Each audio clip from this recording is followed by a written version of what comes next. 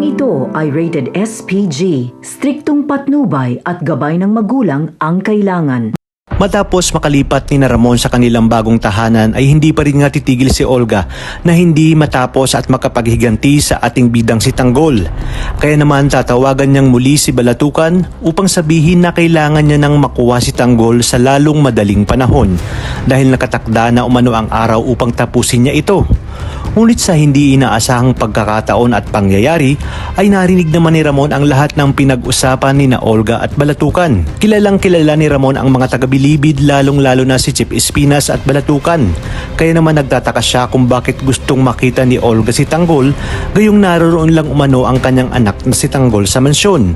At bakit gusto nitong makapaghiganti? Dito nga ay hindi niya kinumpronta si Olga dahil gusto niyang siya mismo ang makatuklas sa kung sino ang Tanggol na tinutukoy ni Olga. Kinabukasan nga ay dadalaw na mismo si Olga sa Bilibid.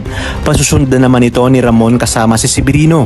Ngunit bago ito ay itinawag ni Ramon kay Espinas kung sino umano ang Tanggol na gustong kitain ni Olga. At dahil sanggang dikit sina Espinas at Ramon na mga panahong nasa Bilibid pa si Ramon ay ilalahad na nga ni Espinas na si Tanggol o Jesus Nazareno de Magiba umano ang nakapatay sa anak ni Olga na si Greg, kung kaya't ipaghihiganti umano ito ni Olga na siya namang mas lalong ikinagulat ni Ramon. Napagtanto nga ni Ramon na lahat ng ito ay plano ni Olga pati ang Tanggol na nasa mansyon ay marahil kagagawan din ni Olga. At para makasiguro ay papasok din siya sa Bilibid upang bulagain nga itong si Olga. Ngunit mas nabulaga siya nang makita niya ang dinalaw na Tanggol ni Olga ay ang kamukhang kamukha niya.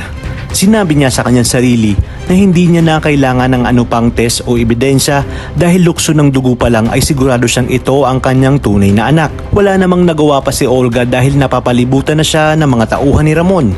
Agad natatawagan ni Ramon ang kanyang papang si Don Julio upang sabihin na wag papalabasin ng mansyon ang impostor na Tanggol na siya kang si David.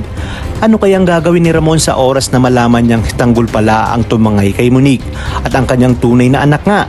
Matatanggap din kaya siya ni Tanggol pag nalaman nito ang buong katotohanan?